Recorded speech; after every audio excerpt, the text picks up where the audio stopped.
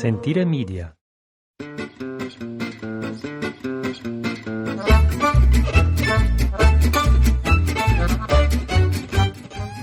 Well, good morning, and thank you so much for downloading our podcast from Italy on this beautiful December morning. The 6th it is, oh my God, where'd the morning go? It's 9:45 in the morning. Holy crap. We slept in this morning till 7 o'clock. Woo! Wild. And it is a gorgeous late autumn morning. It's crisp and cold. It is... Wow, it's already up to 4 degrees this morning. No wind, so it's really nice. I'm Jason. This is Ashley. We run, own, operate, live at La Tavola Marche, little tiny agriturismo in the hills of the Apennine Mountains in a town called Piobico. Ciao, ciao. And we are firing up the microphones. It's our inconsistent podcast that we do. And we've kept up that tradition throughout this autumn as well. We've been doing it for a few years now where it's highly inconsistent. Thanks for sticking with us when you do. I'm staring at our beautiful Christmas tree that we just returned from the northern part of Italy, the Alps, Dolomites, to go procure. And this year we've upgraded with ornaments. Yeah, okay, so we'll get into that. We'll Jason's jumping ahead. He's getting excited. He's staring at the tree. It looks really good. It looks really good. The fire is crackling. The winter is set in. We've done our flip of the house. Mm-hmm. We'll talk about that in a little bit. Well, it's just funny because you say late autumn, early winter. I don't know what the hell it is. No, it's not winter yet. It's not winter yet officially. It has been such a slow creep, and the leaves changed late. It's just been so mild down here. And as Jason mentioned, we were just up in the Alps in the Alto Adige, Südtirol, and Tirol. And the one thing that's pretty consistent seeming to be throughout Italy is they get the weather wrong no matter where you are. Yeah. IlMeteo.it is not a great weather website, that's for sure. So last week, or maybe it's 2 weeks ago, 10 days ago now, if you saw on the news, it was all over the European news, but Italy got terrible rain and flooding, and Venice was underwater, and you probably saw part of our autostrada wash down a hillside, and the infrastructure here is crumbling. Now, we do sporadic podcasts that has happened recently as well. We might have talked about that on another podcast of other bridges and roads falling. This is not a repeat. This is another has happened. Yeah. Unfortunately. I think it was last summer where they had the truck, the big explosion, yes. Truck explosion that knocked out 100 meters of autostrada, and then there was another. Genoa? The Genoa one, yeah. The wind and the Genoa falling. Yeah, it's a mess here. This country's a mess. In fact, when we were driving north, our first night we stopped in Verona, which was great. We had never been there before. It was kind of rainy that evening, and we left first thing and drove straight north. And we went over the Po near Mantua, and the water was so high. Yeah, it almost seemed like the water was at the level of the bridge. And we had just been watching all this Italian news of the infrastructure falling and crumbling, and I was like, just go, speed across the bridge. I felt like it could crumble at any moment. There was way too much water, way too high. So here's what I don't get. We talk to people around here like, what's going on? And they're, the terrain up there is very difficult. Italy is people have been up there for thousands of years. Years. Up there. Up there's where? Up in that northwestern section, right? It's not a new thing that the weather comes out off the mountains and the water comes out of the mountains, and why don't we figure it out? They have the system with the little... Preventative? Yeah, they have the system in Venice that they never finished with the little, the dike or the diga, not the dike, the thing, those little floaty things that pop up to prevent the water from coming in. I don't know what they're called. They never finished it. It's been like 15, 18 years. The Dutch came down and showed them how to do it, and they never finished it. So Venice floods. It's a mess here. This country, this country is a beautiful country to live in. That's what I was just going to say. The people, the culture, the food, the weather, it is awesome. The state is a mess. It's just a mess. You guys think you have problems where you're from? come on down here. We have our own bunch of merry assholes here screwing up our country. I know. I was just in the States and everyone's like going crazy about all the politics there. And it's like, what do you think? What do you think? I'm like, oh my God, I think that we don't have a government in Italy. Our government is dissolved. There's no faith. Who knows? But we got our own problems. We got our own problems. I'd still rather live here. Yes. It's dried out now. The high pressure has kind of come in. We had beautiful weather when we were up in the mountains. So hopefully, it sure didn't do any good for our road. No, our road's a mess. But it happens you see in the summertime. I don't know. It just seems like it's not as bad. It's not like they fixed the roads over or it got much worse since the summer. But for some reason, it just doesn't seem as bad in the summer. I know. I think it's just because it's so beautiful, the weather You're and just the looking scenery. at it. Exactly. You're not looking at the cracks. All right, let's get a little more organized. Let's start off with what we did and where we went. Okay, so basically this is now our second year, so I'm calling it our annual Christmas tree tradition, and it seems to fall on Thanksgiving weekend, which is a nice little fun thing for us. And so we took off to go. So why do we go to get a tree? Why don't we just get a tree around here? To the Alps to get a tree because they're not ship breathers. It's basically it. Out here, they have little tiny trees that are no more than about 3 feet tall. About a meter and a little bit. With the root ball. And not that I'm against live trees, but they just don't come big. No, the tradition here is for the nativity scene Yes. in your home, not for the Christmas tree.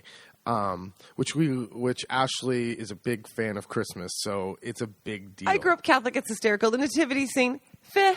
The Christmas tree, bring it on. She's very interesting in that way that big difference. Here, Christmas is a religious holiday. It is about Jesus, right? So it's not as it's getting more and more commercial as we've lived here. We've seen it get like the Black Friday and the shopping and but it's very much the gifts are modest. Like you don't see 100 gifts at Christmas. No, because then you have Carnival, which you get gifts for a month later. So here it's much more about the religious aspect of it. So Ashley misses the commercial. We talk about this every year. I miss the commercial. I miss the windows. I miss the lights everywhere. So in order to get the more what we're used, the more you have to How go big more is a tree? Over 2 meters. It's over. Give it in feet. It's 6.5 feet. Sure. Because our ceilings are seven something, and it's right up there. Okay. So you will not find this out in our area. No, you will have to go closer. Start going north towards Germany because the Germans are into the Christmas tree, and that's what we do. Exactly. So the goal was to go up to get 2 trees for us and one for Why 2 trees, Ashley? our neighbor because I like it. And we put one in the sala in the living room and one kind of more the entry and Smaller tree. A smaller tree. So we have the fancy tree and the fun tree. The fun tree is all the old memories and the like silly ornaments, and the fancy tree is now the elegant tree. And this is the tree that this year we got the ornaments from the ceramics shop in Urbana. Beautiful, just spherical, very regal, I would call them. Yes, it's very nice, hand painted. Now it's very difficult because I don't want this to look like department store tree. No. It's got to be a mix between putting the ornaments from the holiday hoopla on there everywhere, and it look like it's as you walk into some department store. And I think we've done that. I think we've accomplished it. I'm very satisfied, very happy. All right. So anyway, so we pack up our caddy, and it's not a Cadillac, that's for sure. The VW transport van, and we headed straight north. Like I said, we went up to Verona first as a way to break up the trip. We had never been. Give us it's about a 3.5 hour drive. That way we could leave whatever time we kind of wanted to in the morning. We made it up there for lunch, and I had found a awesome fish place. Really interesting. Verona has a ton of fish restaurants. Being inland, you wouldn't necessarily think of Verona as a fish place to get fish, but it's at the crossroads of 2 different autostradas, one that goes north-south and one that goes east-west. So I guess, and you're really not that far from the coast. No, I was shocked when I was looking for places to eat that how many seafood places kept coming up. And it was like, all right, let's try one. I love how we go, not about the art or the history, but very right first to the thing. Food. So we went to eat. So we went to eat. Verona, it was delicious fish there. Fantastic. Well, I say that because we only get Adriatic fish here, and Adriatic fish are definitely not as good as as much of a variety. This was super fresh, and the whole place was run by Napolitani, people from Napoli, and it was a great little hole-in-the-wall spot. We ate way too much, and drank some nice whites from the area, Soave, and then walked around Verona. It was pouring rain for just a little bit, but not too bad. No. They were all decorated. It was still the end of November, so a little early for a lot of the Christmas stuff. But we saw the cheesy Juliet's balcony. And the marble, everything, the whole city is, the pavement is marbled. You didn't notice that? Mm-mm. Oh, the whole city was marble. Oh. Yeah, it was really nice. Well, I can't believe I missed that. We got to see the kids heading into school. Yeah, much bigger city than I thought. What'd you say about the size of Bologna? Maybe, sure. I don't know. We're short on facts here. Exactly. And we're not going to look it up. If you're that interested, Google it. But it was nice. So we stayed there for the night. A great little spot was Lady Capulet's apartment, and it was so funny. The name just kept turning Jason off. Oh, Lady Capulet, Lady Capulet. But it was a great location. Really nice little apartment, if you will. A little FYI, the Juliet's balcony is fake. Don't spend money to go to the little museum. It's cheesy. Story. It's sweet, but cheesy. Yeah, it's a nice stop. I would say it's a day. Like if you stopped in, or like that, go have a really good go have lunch, walk around in the afternoon, and the next day you're kind of yeah. No, well, actually, there's tons of museums there that we didn't go to. There's tons of art there. But that's not what we're there for. No. Eat and keep on moving. Keep it going. So that was the first night. From there, we went and climbed into the mountains into Vipiteno. Now, the border from where it gets to be like the Germany-ish, even though we're still in Italy, is Trento. German influence. The German influence is Trento. Before the Second World War, again, we didn't look any of this up. This is just what we've been told. Trento was the border of Italy. Now it's all the way north of Brixen. What do you call it? No, North Brenner. Brenner. It's Brenner, which is another 2 hours now. Mm-hmm. Yeah. So Trento's the last kind of place where you'll hear people speaking Italian with an Italian accent. Exactly. After that, our Italian was sometimes better than the people we were talking to, even though they've lived in Italy their whole life. Exactly. It was kind of weird. So we headed up to Vipiteno, which is pretty close to the border to Austria, kind of that second to last town, if you will. And we had stopped there before but hadn't spent the night. And we were there for the opening evening of their Christmas market. And it was really fun to go have a glass of wine and sit in the little piazza and just watch this town finish setting up. Yeah, they were. Everyone was hustling. Lots of cordless drills in hands. Yep. We saw some of the hooligan kids that we were like, oh, they were not. Okay, hooligan kids. It was two boys who were like 12. Two 12-year-old boys. One kid was like a bigger kid with robust. Yeah, he was like a bigger kid, and the other kid was shorter and skinny, and it was just a trope. It was like they just kept walking by, and you just kept thinking they could get into trouble. These one kid, they're gonna go beat some kids up. Let some air out of tires. I don't know. But it was wonderful. And it was Thanksgiving, and I got my Thanksgiving dinner, which was a gorgeous ham. And I'd been staring at it the whole time because I remember it from last year, too. Because you don't get the ham like that down here either. So more food. And we were in Vipiteno also to go to the little local hockey game. Yeah, we like going to watch hockey live. I don't like it so much on television. No. But hockey live, especially this was junior hockey. It's a blast, and it was freezing. It was freezing in that place. But all these little towns up there. There's a couple of amateur and a pro league as well. And these little towns, first of all, they have amazing sports complexes for winter stuff, like outdoor rink, indoor rink, frozen pond, swimming pool, crazy ski jump zone. Like it's incredible what's going on up there. And just the the size for this tiny town. You're like, Yeah. look at this sports complex for this tiny town. So we went and watched the junior hockey, and it was it's a family thing. It's a bunch of families going out there because the kids are like 18. Yep. And it's not the best hockey in the world, but it's a lot of fun. It's fun, We and froze oh my God. our asses off. It really was just like cement.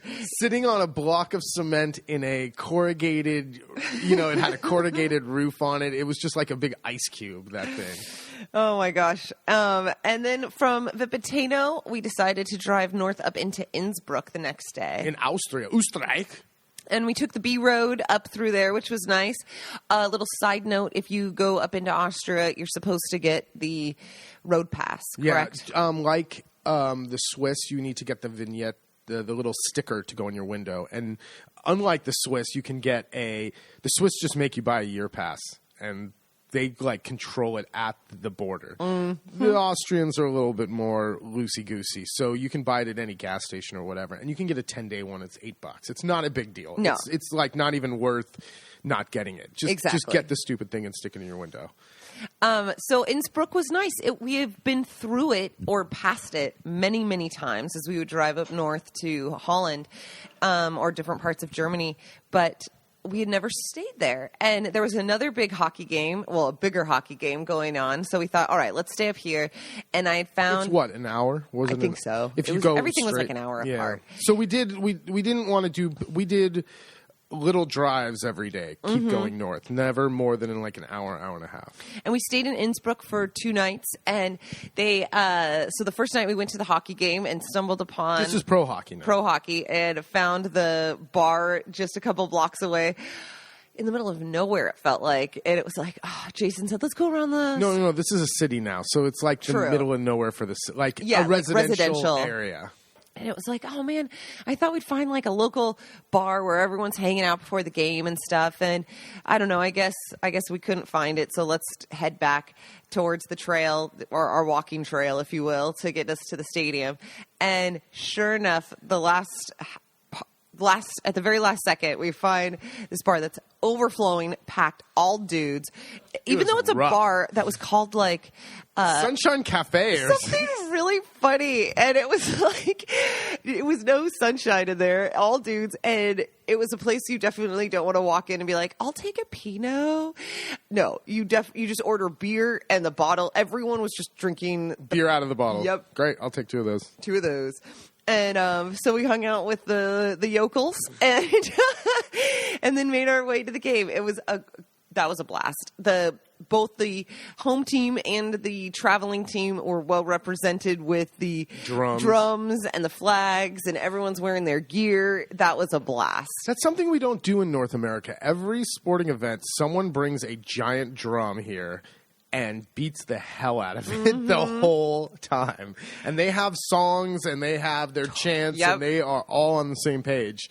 And it was great, but you can't sit that close to the drum because... Oh, I forgot to say, too, in the small town hockey game we went to, when the home team came out, they had pyrotechnics. They did have pyrotechnics.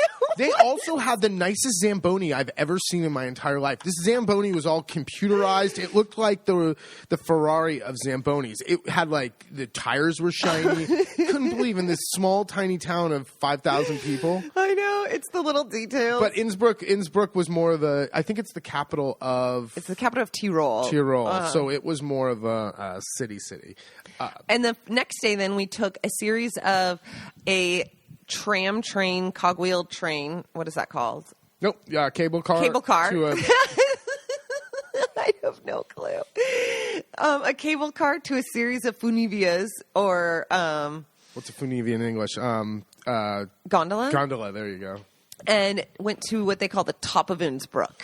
We went to the top of Innsbruck, and it was one of those days where the fog was in the valley. So interesting here. All of these towns we're staying in, even though they're in the Alps, they are all at low elevations. Lower than our farmhouse. We're at like 450. These are at 200. 200. But you're in the valley between these Alps. So you look up, and the Alp is at 1,800, 2,000, 2,500 meters, but you're at 250, 350. You're not high at all. So it's very Deceiving. yeah, deceiving. You think you're in the mountains, but really you're not high at all until you get up there. So and the mountains create their own weather. It is incredible to just sit back and watch the weather come in, because it just, you see the clouds like spilling over the top of the mountains going into this valley. So that's what we were socked in, heavy fog down in the valley in Innsbruck. And we weren't even sure, is this going to be worth it? Yeah, it's like, man, should we even do this? We're just going to get up there and we're going to be in clouds and it's going to be freezing. Well,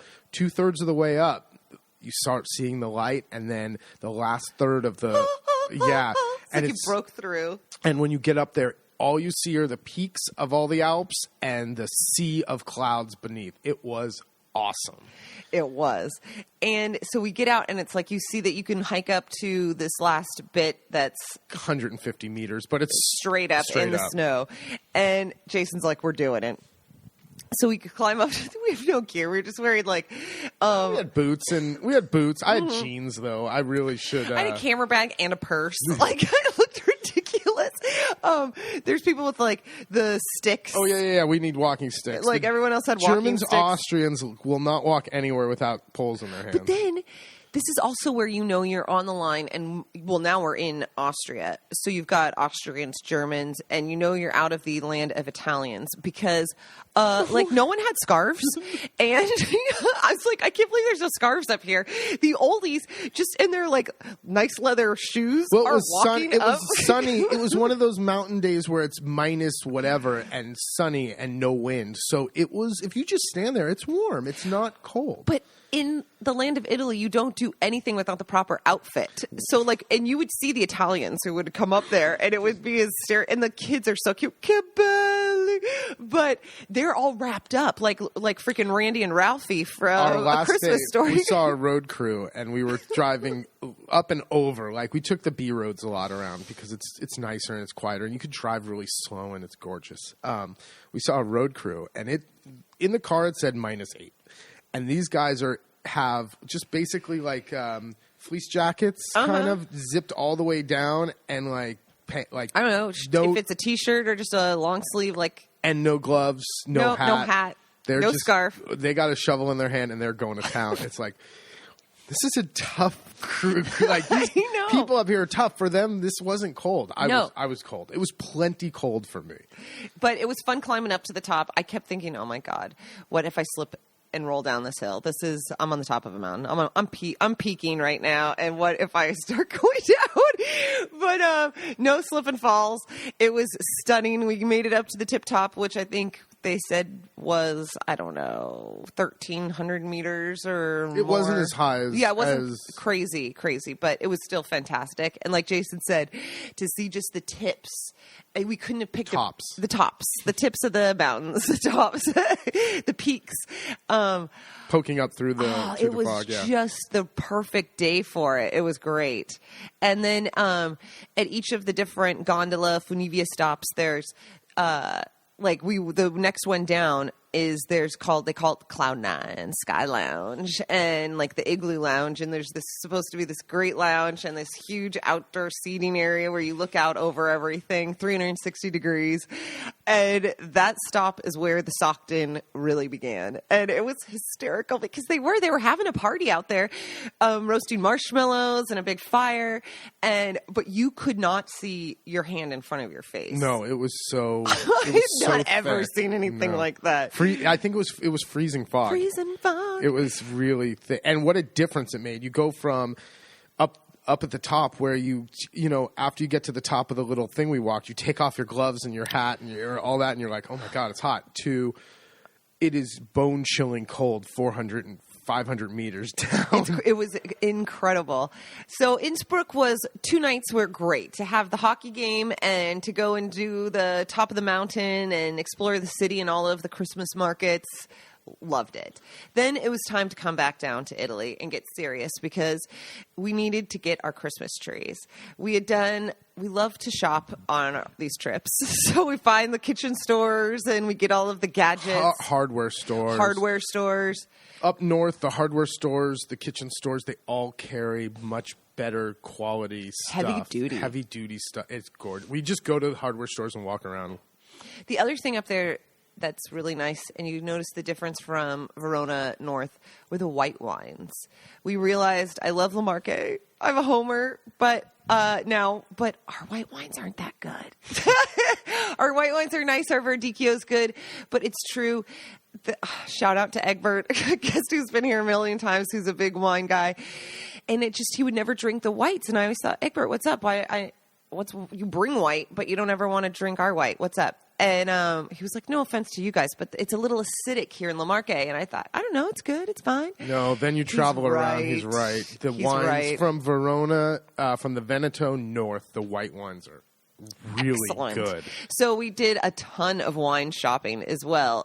It's a great fun thing to have the car and to be able to just stop, not, sometimes at a winery, but also up in Vipiteno, we found a fantastic like a drinks place. Yeah, but it was just a warehouse, like a wine warehouse. And so you could ask for a bunch of help, tell them what I like, that's the best thing to do in a place like that. Say, here's the wines I like, here's what I don't like, here's where I'm from in Italy, or the wines that I like here in Italy, and what do you think? Because I have no idea. I just trust that you've got a good wine guy up there. But so yes, we came back down and decided to stay in Soprabolzano, or Oberbolzen, which is the town 1,000 meters straight above Bolzano. And last year we stayed there. Bolzano's kind of the largest town, I would say, in the Alto Adige, and most famous for the Christmas markets and kind of what starts that climb north. And so we came down, and it's such a lovely little, I don't even know how many people live up there. I don't know. Oberbolzano or Soprabolzano? Not a lot. It just means above Bolzano. You can take what's called the Rittner or the Ritten Funivia, which it's so convenient. It takes you from the center of Bolzano way up there. And actually the public transportation up there isn't fantastic. They have a train up top there, tons of buses, of course, because they want to get people around in bad weather up to the ski areas. So it's a lot better than it is around here. Mm-hmm. Everything works up there. It's really nice. The roads are nice. The infrastructure's nice. It's clean. Like, it's just... everything works. It snowed while we were up there, which was perfect. We had nowhere to. We didn't have to take the car anywhere. Let it snow, and they did. Like Jason was saying, that the next days the roads were fantastic, passable. We didn't need to go anywhere, but it just works. I love it up there, though. It's really sweet. And we took the little train that goes from the little town to town. It's about a half an hour train ride through 3 little villages or so up there. Sometimes there were stops where it's just some of the tourists getting on and off who are just exploring.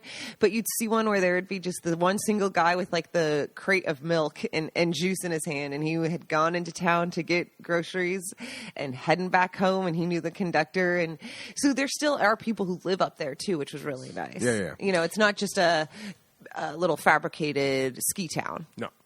And then so that was second to last night. And then the last day, we started our trek back down towards Trento. And this was when we were going to get our tree, because you have to go lower. We found that way up high, there's no Christmas trees. You have to go kind of a little bit lower in elevation to where you start seeing them. So on the way there, we were looking for cheese because they have the milk. The dairy up there is awesome. The milk, the butter, the yogurt is really, really good. So we wanted to bring home some cheese, and there is kind of a cheese wine road up there. Yeah. And so we were heading to Moena, which was famous for the puzzone di Moena, which is kind of a stinkier cheese that's really nice that you don't get in the south of there at all.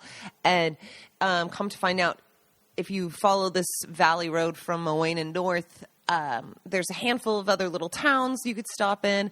And we made it up to the top of the peak and back down and found some good speck. Or what did you get? The pancetta? I'm not. There's speck all over. Speck is not my favorite. So speck is prosciutto of the kind of up that area. It's different in the sense. That sounded really specific. I know. Up that area. The Alto Adige. Yeah, it's the northern type of prosciutto, and they do it a little bit differently. It's a little sweeter. It has a little smokiness to it. It's okay. It's a good every once in a while. Yeah, but not enough for me to bring home like a chunk of it. Mm-hmm. But I do like how they do the pancetta because it's more like a bacon than pancetta. How we have rolled pancetta around here, and that's more. How would you describe it? No, it just doesn't have this sweetness that bacon's sweet, and that has more of a sweetness to it. And pancetta is not smoked. They smoke there. So it's more along the lines of bacon. So I did get some of that. But really the cheese is what I really like. And we found cheesemakers where it's... So I tried to find like the small time cheesemakers. And a bunch of them up there, you can even... They have agriturismos. You can stay at the place, learn to make cheese. And so, of course, I was all over it. But classic, our vacation timing, all of them are closed. None of them were open November, December. No. So no one's making cheese right then. So, or at least these little tiny guys. So we were able to find the Consorzio. This Consorzio, and they're making cheese on site. It's a little bigger. It's not a guy's house, but it's still a smaller production, not big time like Mila or some of the big names. Industrial. Thank you. Yeah. And it's a middle. It's not super artisanal. One guy making them by hand. No, and we say consortium, meaning they collect the milk from all the different farms. So if you're coming to Italy and you want to go travel around and get the real stuff, whether it's the olive oil or the cheese or the prosciutto or whatever it is, Google the consorzio of that product. And what that is it's the organization group that gets a whole bunch of these producers together and kind of organizes them and makes it more of a commercial activity. And it's also it helps small producers bring it all together. I'm not saying the right word, not congregate, but that you would grab a bunch of their small, whether it's the olive oil, I'll take some of your olives, I'll take some of my olives, I'll take some of his olives.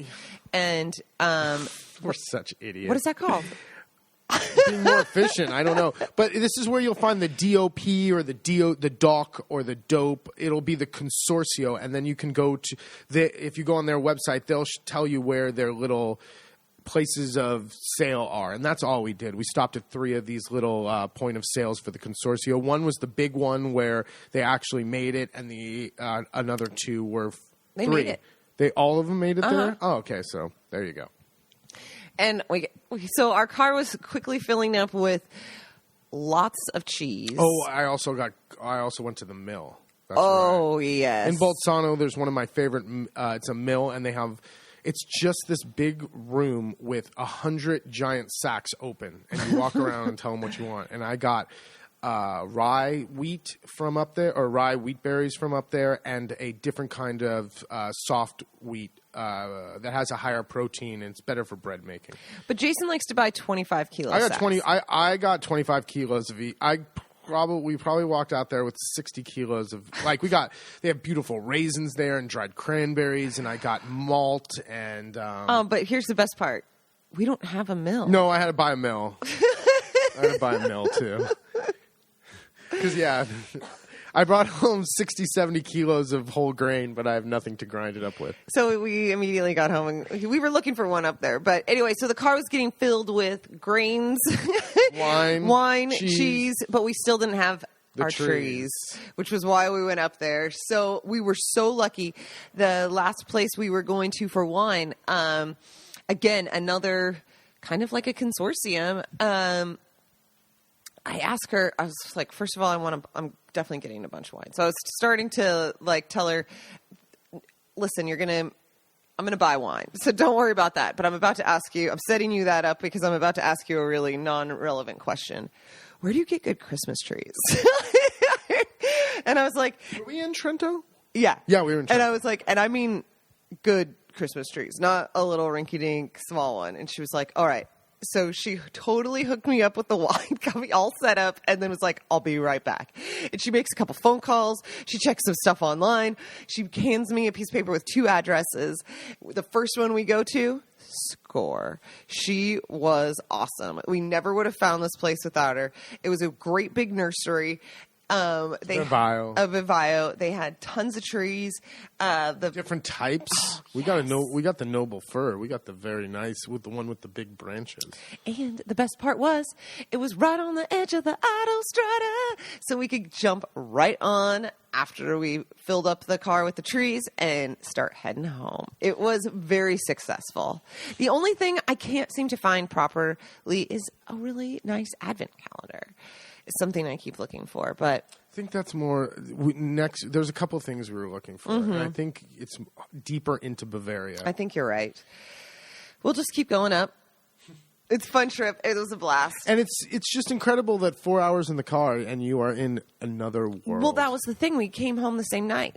That last day, we thought maybe we would break up the trip or stay somewhere still up in the Alps. And then it was like, wait, we forgot everything we want. It's 2:00 in the afternoon. Let's just go home. Let's go home. And it's 4.5. Well, we went slow. It was 4.5 hours from Piobico to Trent. But it was wild. That Alps, morning we started in the peaks of the Alps. Yeah. And serious snow. And then made it all the way back down and be able to sleep in our beds and back home in La Marche. It was wonderful. Yeah, watch Monday Night Football. Exactly. On tape. Go Seahawks. One thing that's a bummer, though, is because we go up there so early around this Thanksgiving, beginning of December, a lot of stuff isn't open yet. No. So I want to go back later so bad. So their season doesn't really start till the 6th-ish. They were making snow everywhere. Everywhere we went up there was blowing How are snow. they even doing that? Like, how much does that cost? Where do you get the snow? Oh my God! No, water. Where do you get all these snow machines? There would be.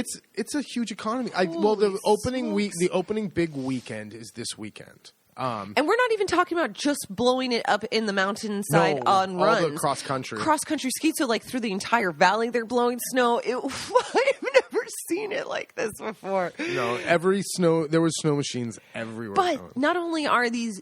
So I don't ski, so I always am looking for other fun things to do, and I do like to ice skate. Jason almost bought. I'm a hockey guy at heart, without any hockey stuff or skill. I'm not a very good ice skater, but in my mind, I am. And Gretzky, watch out. No, not Gretzky. I know. What's the Brian Boitano?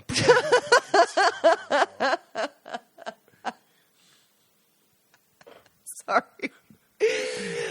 So yeah, I'm a hockey guy without any hockey stuff, or live in a place with a rink within 3 hours of our house. But I almost bought hockey skates. I had to be like, well, let's just think about it. But there's a ton of stuff to do. So there's all these Funivia gondolas that you can take. There's, I'd like to try the cross country skiing or the shoot thing. Skeet shooting? Not skeet shooting, but where you lay down in the snow and you shoot. I think so. No, that's I forget what it's called. They're really sport shooting is what they called it. And they're really into snowshoeing. Like they love putting on snowshoes and walking up the side of a hill. That is their jam. But what I didn't know that is such a thing, even for adults, is night tobogganing, all of these crazy toboggan runs and sledding runs. I saw one that is a 3-kilometer toboggan run where there's places where you get off this deep, like they've made tunnels almost, and there's spots where you can get off and like little cabins for hot chocolate and things like that. And I was just like, oh my God, that sounds like a dream. Not open. No, we got to go later in the All year. of the frozen ponds for ice skating, not open. So we've got to go back. Yeah, we've got to go. That's the problem, though. I'm chicken of the bad weather to drive in. And up in Soprabolzano, they do the pond skate tournament thing where it's like pond hockey tournament. It looks so much fun. You come with your own little local, your own little family team and everything. I'm a hockey guy. I know. I just need hockey stuff. So we'll have to go back. But of course, it goes without saying. So their seasons are different. Their shoulder seasons, they're closed, and they're open in the winter and the summer, obviously. Something though from up north that is not quite from our area, but we're starting to see it more and more from some of the farmers, is the lardo colonnata. And that is something, Jason, that's more from the northwest side of Italy. So I'm going this year. We make our salamis and sausages usually in January every year, and this year I want to do something different. I want to make the aged lard, and you take the beautiful fat back from the pig, from the back part of the pig, and you salt it, and then you rub a bunch of different herbs and whatever really you want, from ground up vegetables to the thing you like, rosemary and garlic. And then you put it in a marble box that you seal and leave it in this cellar for, I don't know, I have to research exactly how to do it. But this is originally from like the Carrera area. Yeah, and you leave it in this marble box for a period of time, and then you pull it out and you would use it you can either slice it paper thin and put it on like toasted hot bread and it'll melt in, or you could put it in on top of paper thin slice on top of a bowl of soup, or put it in a pot of beans. You get the idea. It's fat. It's delicious. It's good. It's good. So I want to try that this year, and something different. But of course, my man, the Godster, the doctor, naysayer till the day he dies, isn't really into it. But the butcher in town knows what I'm talking about. So I'll have to research that. I'll give you an update. We're going to get that box soon, and there's great thing about our area is there's a lot of people who work with their hands and work with different materials. So if you need something made out of metal, there's tons of metal workers around here. There's stonemasons everywhere who have just big slabs of stone sitting in their driveway, and they'll make you something like this no time flat. No, this is why it's important to speak the language if you live here and become a local. Like, talk to your butcher. How do you do this? Where would I get a box? Like just ask the questions. And he's like, I know a guy. There's who made my box, or and they're everywhere. It's just quiet. You don't see signs for it. No, not at all. So I've had beautiful stainless steel legs made for my stove and oven. I've had a lot of metal things, because I don't really know how to work with metal. But now we're going to get the stone guy to make us a nice little box for our lardo. But before we do that, it's Cappelletti time. It is. It's that time of year again for Cappelletti and Brodo, and we'll have the doctor and his wife over and do our annual Cappelletti making party. He's getting grumpier as he gets older. I can't wait. Shocking. He's getting grumpier, so it's like, are we going to make Cappelletti? I'll ask Rosanna. But Cappelletti are a little filled. Think of them as tiny tortellinis. That's basically exactly what they are, and they have a mixed meat filling. They're one of those things that it takes a lot of time to eat them. No, it takes no time to eat them. They're labor intensive, but you make them once a year, and it's a blast. And we sit in front of the fire and turn on music, and you make a bunch of them, freeze them, and then it gets served with a very rich, clear, beautiful broth around Christmas time. What's the broth made? It's going to have fowl, so you can either put a chicken or a capone or a hen. And usually a piece of veal, like a piece of scaletto. Rib. Beef rib or veal rib. And the thing with that is you want it total, like, not consomme clear, but you don't want it cloudy. It should have that beautiful yellowy color, but be kind of clear. If you're going to make this, isn't one of your biggest tips, don't boil hard. What? And keep skimming. The stock? Yeah. Oh, yeah. This stock you have to make with love. You got to kind of baby the stock a little bit. You never want it to fully boil, because that takes all the crap that's sunk to the bottom and brings it up through the stock. And you want to skim, baby, skim. Skim. Speaking of food, this reminds me of this reminds me how he likes to call your pasta your fantasia to a fantasia, which this cracks me up, because your fantasy. And can you tell him what's in your fantasy pasta that he always requests? Here they call anything that's not like straight down the Italian road. They traditional. Traditional. They'll call it a like you'll see it a lot on like pizza menu. It'll say Yes. what is, they'll have the list of pizzas, and then it'll say, or choose your own fantasy, like make it up yourself. So I think they refer to something that's your fantasia in the kitchen is like a dish you made up. So I don't get it, man. Tell them what's in it. It's pomodorini and little tiny tomatoes that we throw, the extra little cherry tomatoes or datterini that we throw in the freezer from the garden, and anchovy. That's it. It's Gaji's never heard of it before. It's Jason's Fantasia pasta. He loves it. He's always asking for it, which cracks me up. And so now we always use this, oh, what's your Fantasia? And when we were up in the Alps, the hotel we stayed at the last 2 nights was beautiful. And we wanted to eat at the hotel just because so we didn't have to go out one night. And Jason kept going, I do not like his Fantasia. I do not like the chef's Fantasia. Because they would just do, you wanted local Tyrolean food. But nice, like with a tablecloth. Yeah. This was not happening. No, it's never a good sign when there's, they put the menu out front and there's tons of pictures of the chef with his arms folded looking back into the camera. When there's more than one of those, you're in trouble. This was a lot of what I like to call cat ass, which is where you take the sauce or whatever thing and you smear it in a line across the plate. It looks like a cat dragged its ass across your plate. A lot of those. Well, it's like, why are we doing curried mayonnaise? We're up here. How did we get to talking about this? The Fantasia. Oh. So instead, we decided to walk a kilometer, 20 minutes in the snow to a place that looked like it had traditional food. I called, yes, they're open for 2. No, we don't need a reservation. We show up. We didn't realize we were breaking up their card game. There's like 8 old guys. 8 old guys. They were great. Lots of suspenders and the hats, the green felt hats from the Alps. And no one's speaking Italian. No one's speaking Italian. And it is, blaring is, of course, the news.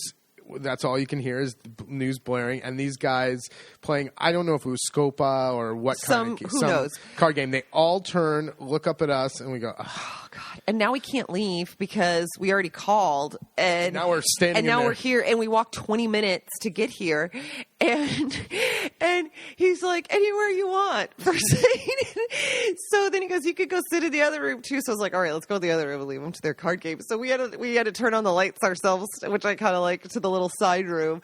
And it's called the Staub. Yeah, or the Stube. I don't know. Stube. Which the Stube is just a giant. Oven?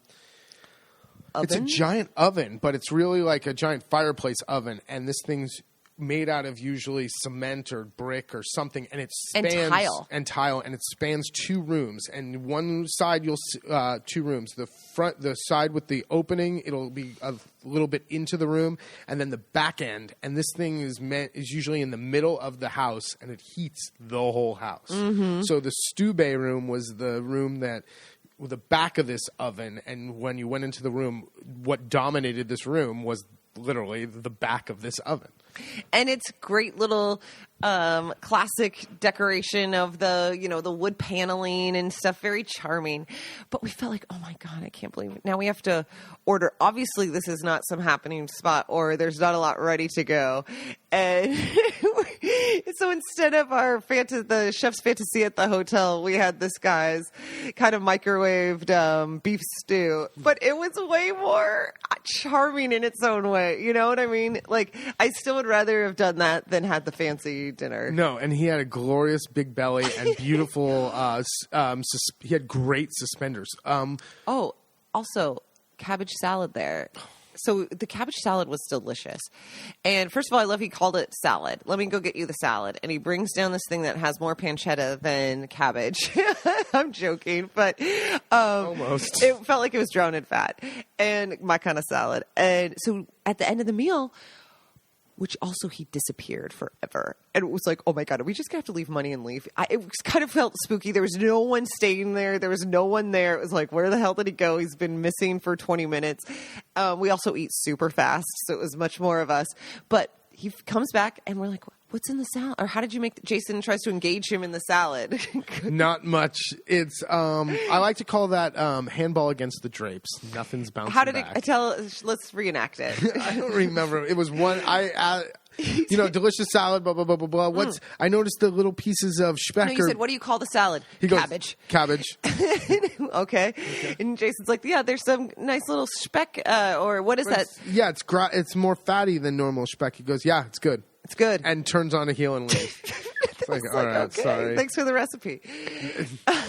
I don't know if it was a language thing. We were speaking Italian to him. He spoke in a very, very heavy German accent, which made my horrible American accent. I felt much better about myself. But I don't know if he just was not into us.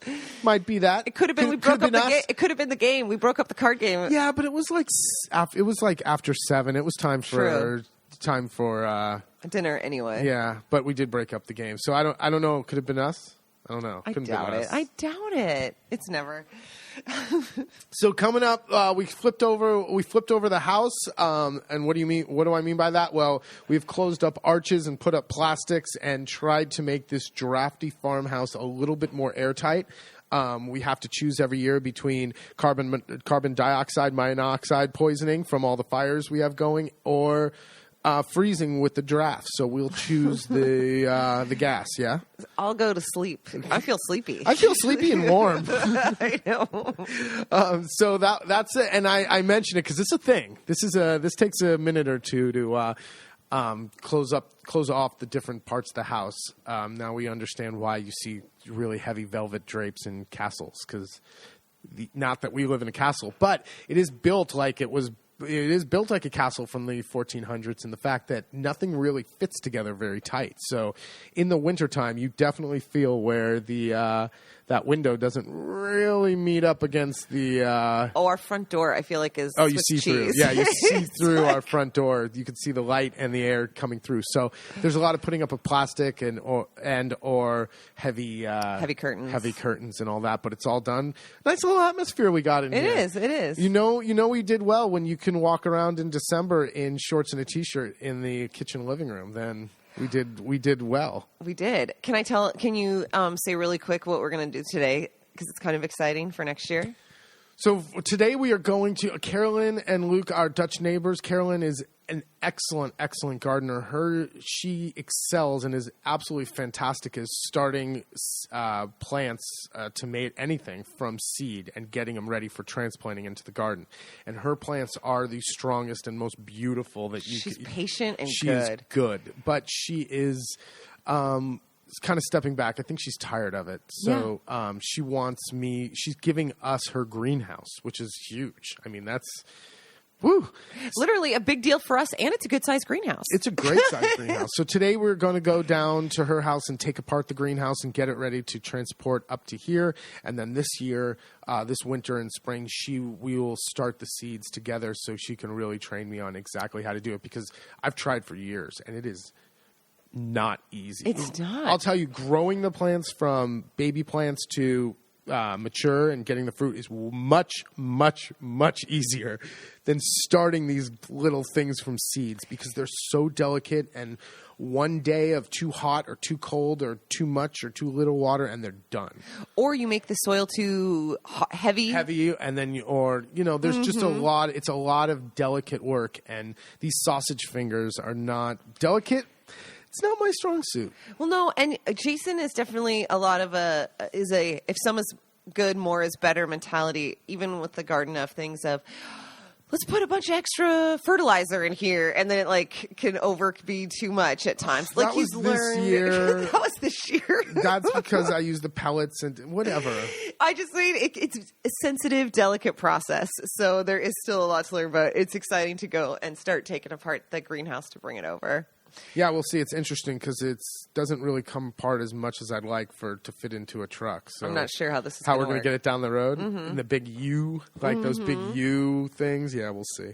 Anyway, what else you got before we wrap it up? This has been. We'll save that for another time. We'll save that for another time. Okay. I'm bored with my own podcast. If you guys are still listening, God bless. I know. This has been a rambling disorganized mess. That means you have one hell of a commute and you're bored at work if you're still listening.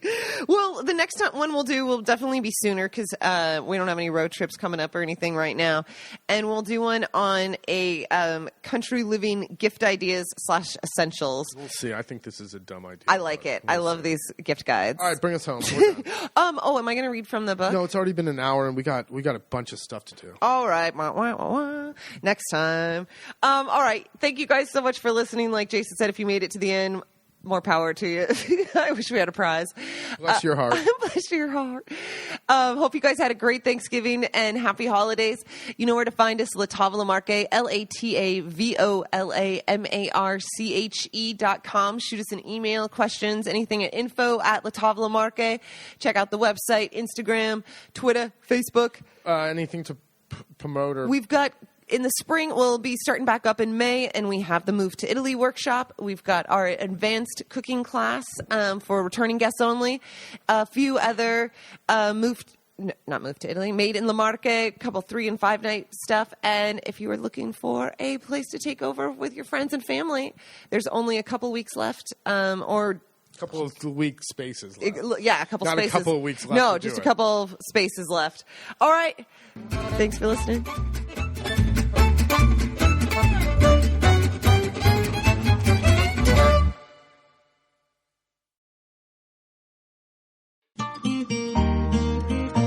Sentire Media. Hey, podcast producers and show hosts. Do you want to join a podcast network that celebrates all things Italian? At Sentire Media, we understand the allure of Italy and its unique culture. Our devoted team of hosts and producers are all driven by their shared passion for Italy.